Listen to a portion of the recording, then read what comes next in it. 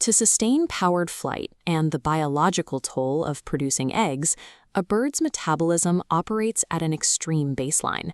The avian vascular system requires a distinct cellular and biochemical architecture to fuel this engine. To understand this architecture, we must stratify avian blood into its distinct physical fractions. The translucent top matrix is the plasma layer. Just below is the buffy coat, a white band housing immune and clotting cells. The dense bottom fraction consists of the erythrocytes. Analyzing the biochemical adaptations engineered into these three strata requires leaving mammalian assumptions behind. The plasma fraction is highly concentrated, operating at a viscosity roughly 40% greater than water. This chart compares baseline circulating glucose levels, showing that avian plasma carries more than double the glucose concentration found in typical mammalian models. In species like chickens, these sugar levels remain static and unresponsive, even during targeted metabolic interventions like fasting or insulin administration. The plasma also handles nitrogenous waste differently.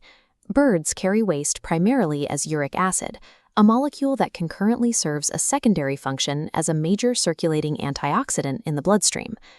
The transport of hormones reveals another sharp divergence in plasma composition. The avian system completely lacks sex hormone-binding globulin. Instead of relying on thyroxine-binding globulin, birds utilize a protein called transthyretin to transport their thyroid hormones. This transport network must also support the unique demands of oviparity, or egg-laying. This vector diagram maps how immunoglobulin Y, the avian equivalent of IgG, is transferred in massive quantities straight from the maternal plasma into the developing yolk, establishing passive immunity for the embryo. Avian plasma operates as a hyperviscous, high-energy transport matrix, precisely engineered to support rapid growth and egg production.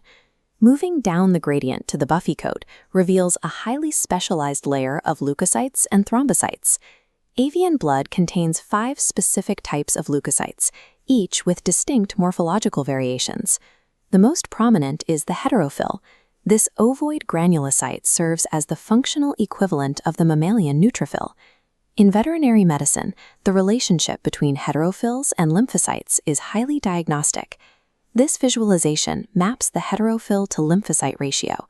As physical or psychological stress increases in a bird, the proportion of heterophils spikes relative to lymphocytes, making this ratio the gold standard biomarker for quantifying stress. The other critical component of the buffy coat is the avian thrombocyte. Avian thrombocytes are complete, intact cells, unlike the enucleated fragments found in mammalian blood.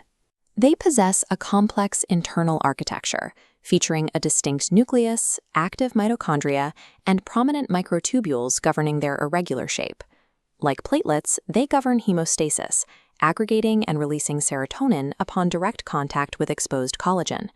Yet they present a profound clinical anomaly. Birds do not form vaso-occlusive thrombi during vascular injury. This resistance to catastrophic vascular occlusion is a direct result of the evolutionary absence of clotting factors 11 and 12 in the avian cascade. The avian buffy coat deploys a complete immune and hemostatic network, entirely without the mammalian risk of fatal blockages. The heaviest, most dense fraction, tightly packed at the bottom of the tube, consists entirely of erythrocytes. The avian red blood cell exhibits a stark morphological divergence from the mammalian baseline. It retains a large, centrally located nucleus throughout its lifespan. As this data shows, avian erythrocytes are massive by comparison, boasting an average volume of nearly 150 femtoliters and a highly asymmetrical length-to-width ratio. This distinct ovoid shape is structurally enforced by a longitudinal marginal band of microtubules and a supporting cytoskeleton. The chromatin within the retained nucleus remains highly active throughout the cell's life. Histones bound to the DNA inside mature erythrocytes undergo continuous post-translational modifications, like acetylation and phosphorylation, actively influencing gene expression. A second major cellular divergence is the retention of functional mitochondria dispersed throughout the cytoplasm. These organelles maintain an active metabolic footprint, driving continuous basal oxygen consumption right inside the oxygen-carrying cell. This mitochondrial activity generates a constant biochemical byproduct, the endogenous production of reactive oxygen species.